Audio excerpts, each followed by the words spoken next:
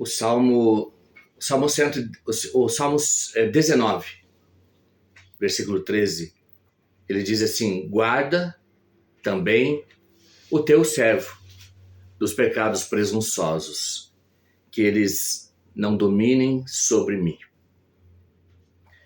Existe uma diferença entre o pecado do tropeço e o pecado presunçoso.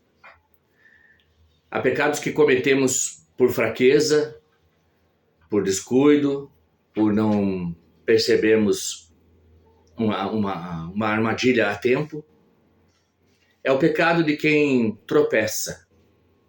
Ele não deixa de ser pecado, ele não deixa de ofender a Deus, mas acontece muitas vezes em meio a uma luta, a uma distração, uma imaturidade. Mas o pecado presunçoso, ele é diferente. Ele não nasce da surpresa, ele nasce da decisão. É o pecado de quem sabe que está errado, foi avisado, ouviu a palavra, sentiu a consciência falar, mas mesmo assim ele escolhe continuar. É aquele pecado que ele é planejado. É quando a pessoa abre espaço para o erro, prepara o terreno para a queda e acredita que depois ele vai resolver as consequências. É por isso que Davi, ele ora: guarda o teu servo dos pecados presunçosos. Ele não está falando dos pecados dos ímpios, ele está falando de si mesmo. Como quem diz assim: Senhor, existe dentro de mim um coração que, se não for guardado pela tua graça, é capaz de ir longe demais. E quantas vezes nós vemos isso acontecer? Alguém está no corredor de um hospital, esperando notícias de um filho, faz promessas a Deus, diz que vai mudar de vida, que vai voltar para a igreja, que vai abandonar certos pecados. Outras vezes é no leito de um hospital, a doença chega, vem aquele medo, o medo aparece. Eu lembro muito disso na época do Covid, quantas promessas foram feitas com alguém entubado, quantas promessas foram feitas com alguém sofrendo toda aquela agonia que todos nós vivemos.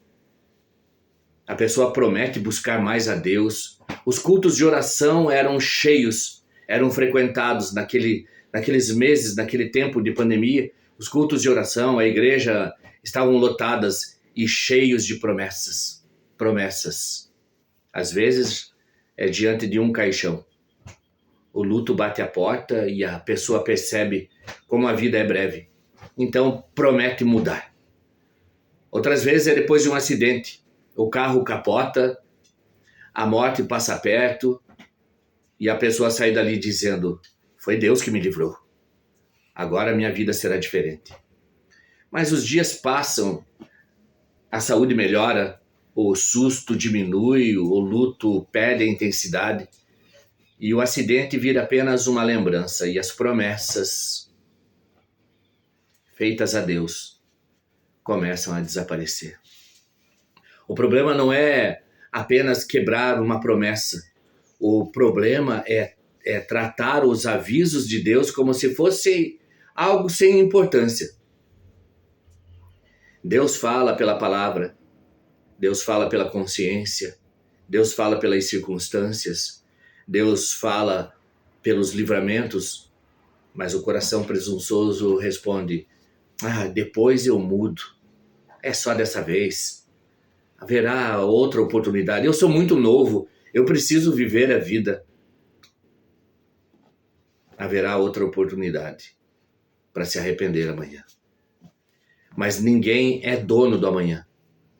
Por isso Davi não diz: Senhor, me perdoa quando eu cair. Não, ele diz: Senhor, guarda-me antes que eu caia. Essa também precisa ser a nossa oração, porque o maior perigo não é o pecado que nos surpreende. O maior perigo é aquele que já sabemos que está errado e mesmo assim insistimos em alimentar. Que Deus nos livre de um coração que acostuma com os avisos do céu. Que Deus nos livre de fazer promessas apenas nos momentos de crise e esquecê-las quando a tempestade passa. E que a nossa oração seja a mesma de Davi. Senhor, guarda o teu servo dos pecados presunçosos. Não permitas que eles dominem sobre mim. Amém?